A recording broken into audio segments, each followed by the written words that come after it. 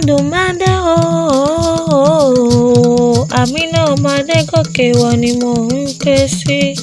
Bímbọ́ ní lọ́jọ́ bí ìwà kórìjọ pẹ́ láyé, kó dàgbà bí àwọn àgbà kan nílẹ̀ bàbá tó bí ọlọ́mọ.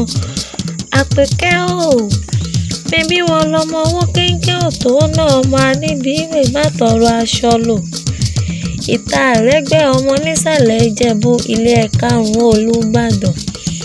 Bíbí wọn lọmọ Ìbàdàn Mèsì ọgọ́ ajẹgbìjẹ karahun tó fi karahun fọ́kọmu nípínlẹ̀ Ọ̀yọ́ ayọ̀mọ́lẹ̀.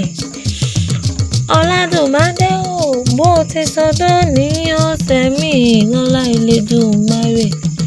Aláṣẹ Design by Made ọdún orógbó àgbó ọdún àwùsá àtọ́.